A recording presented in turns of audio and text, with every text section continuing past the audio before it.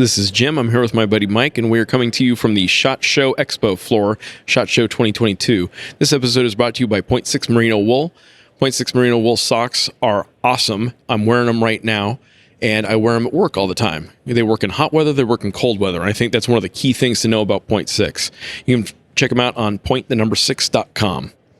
So we need to talk about how we handle a volatile situation.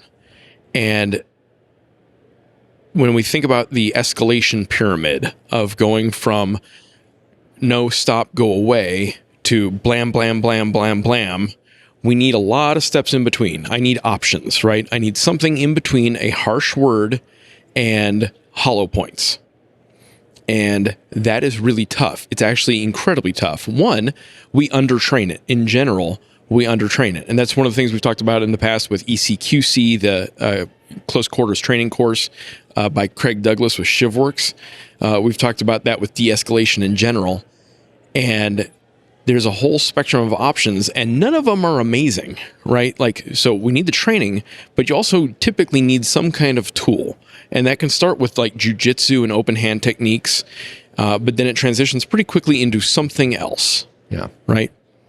And one of the things that's hard about this, to wrap your head around it, is when we talk about less lethal tools, by definition, we are talking about something that is going to be less effective than a full stop, right? And this is what's hard, is you need something that is not going to cause so much damage to rise to that level of serious physical injury or death, right?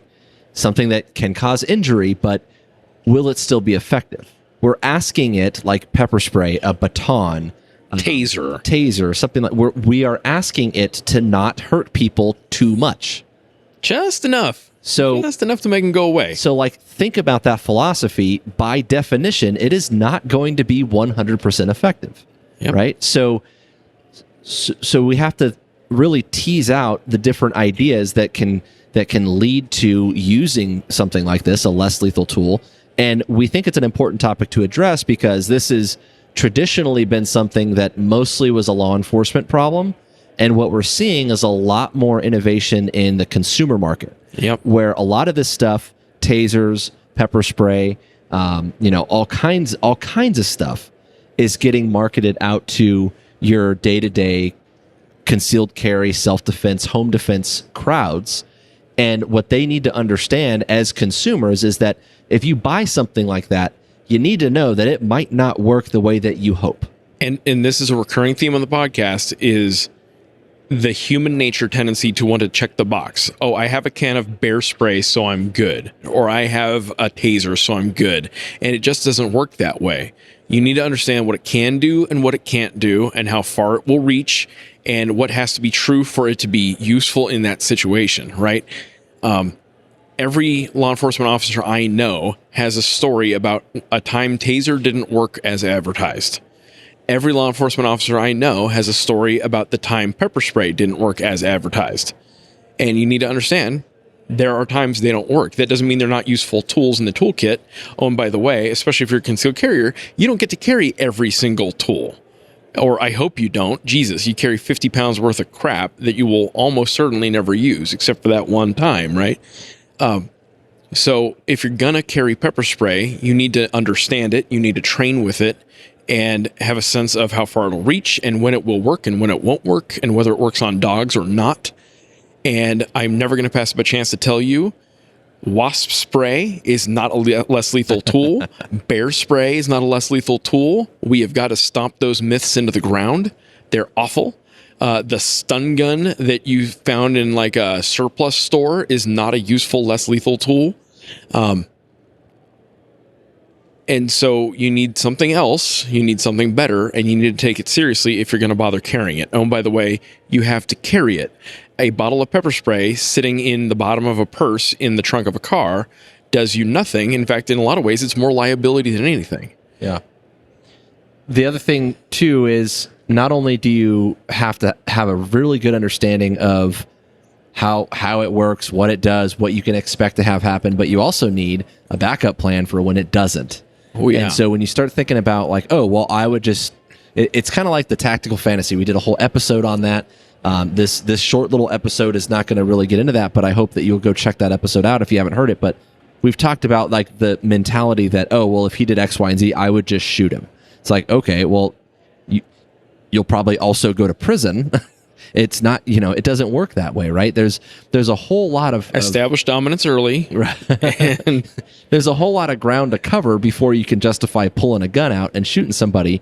But if you think that as an alternative, you're going to carry, this taser or pepper spray or baton or some other thing, you still have to have that ability, that what if in your mind for, well, if this doesn't work, then I'm going to go to X, right? And so the key in that is flexibility, right? Or agility might be a better word for it. It's not about being the strongest guy or the best shooter. It's being the most adaptable to the problems that you might face. And so your job is to figure out kind of what the left and right limits of those tools are and where they fit in, and then be able to design your tactics or your philosophy of carry or philosophy of use around those what ifs and being able to change gears when it's appropriate. Yeah, you think about what is it you're trying to accomplish. You pepper spray the guy, and then what, right? Are you going to run away? Are you going to stand there? Are you going to fight them?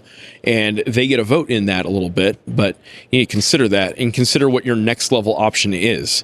One of my favorite things that I've gotten from Mike over the years is in law enforcement, you use the less lethal if there's lethal covering you, right? We're not going to mess with the taser unless I've got a buddy there with a gun who's prepared to engage, right? And if that's you, if you are your own backup in that case, one of the things that we got from John Correa of the Active Self-Protection podcast and YouTube channel is have the monkey skills, recognize that you need to throw away the thing that was in your hand and grab the gun. And it's tough when you're under stress. That's a thing people forget to do, is drop the old tool that's no longer useful and get the new tool. Yep. And think about what happens if you can't retain that tool before it gets picked up and used against you. So, again, where we're going with this is there's a big gap between that harsh word and a gun, right? And that was an analogy or a phrase that I think it could be attributed to Chuck Haggard. Yeah, we've adapted. It is. We stole it from someone. Yeah. Is that? Yeah. We'll just. We don't take credit for that one. Yeah. Right. Yeah. But the idea being is if you're thinking about less lethal stuff, and this applies for cops too, like cops should have less lethal options, and there's a lot out there, right? We've tried them, but you have to test them. You have to put them through the paces, and you have to understand, again, that they are designed to not be too effective. Yep. If it's 100% effective, that's going to come with other consequences that you have to be prepared for. So, again, drive your tactics around it. Look for a lot of options, not only in whatever it is that you're going to carry or that you want to carry or buy or whatever, but also in the outcome of whatever situation you might use that in. Yeah. Right. And from a risk management perspective, one of the things I advise novices who are interested in personal protection is start with the less lethal option from a risk management perspective, because if you mess up with it, you might ruin your day, right? If you get a face full of pepper spray, you might ruin your day. You might ruin the interior of your car, but you're not going to ruin your life, right? And so I would rather that you have a negligent or accidental discharge of a taser or pepper spray inside your purse or your pocket than the accidental or negligent discharge of a gun inside your purse or your pocket, right? Which brings up a good point, Jim. And I want to make sure that we maybe kind of end with this is the idea of the harsh, something between a harsh word and a gun is it's all about the threshold, right? Mm-hmm. The threshold at which I can use something like pepper spray is like way down here. Yeah. Right. Like I can sell that to law enforcement way easier than I can shooting this guy in the face, right? Yep. Or to my bosses if you are a police officer. Yeah. So it's all about like recognizing where those thresholds are, and an important component of that in terms of that adaptability that I was talking about is, well, where is your threshold for being able to pull the gun? And, less lethal is a great way to be able to say, well, I tried to do X, Y, and Z, and that didn't work. And so therefore I went to this next level. Yep. And that's a big deal. Yep. So I think that's all we got. This quick little bonus episode is something that we're doing here at SHOT Show 2022, and we're hoping to continue it throughout the year. So we'll hope you guys will tune in. Make sure you check out the regular podcast on the 1st and the 15th of every month. And if you want to reach out to us, you can find us on Facebook, Instagram, Twitter. We are at TacTangents. You can also email info@tacticaltangents.com. My final thought is whatever you choose to carry, you need to get training in it. You need to test with it. So if you're going to buy a can of pepper spray, that's wonderful. Buy a couple cans. Spray it. Experience it. It's good for you. Builds character. If you're going to carry a taser, keep it the F away from me, though. Yeah, we're not. We neither of us enjoy getting pepper sprayed or shocked. There's a little foreshadowing there. But if you're going to carry a taser, one, you need to test fire it. You need to have some sense for how far it'll shoot, right? If you're going to carry a stick on your keychain, because that's what self-defense magazines had in like 1985, that's wonderful. But you need to know how to use it. And you need to understand its limitations. Yep. All right, guys. Well, if you want more on that, again, I mentioned that Tactical Fantasy episode. We hope you'll check that one out. It talks a lot about this sort of thing. Also, the gear buying thing. Again, a big theme in this little mini teaser here is about being a critical consumer. And so we did a whole episode about if you're going to be buying gear, how you should do your own research and use case study on that sort of thing. So go check those out. And that's all we got. Good talk.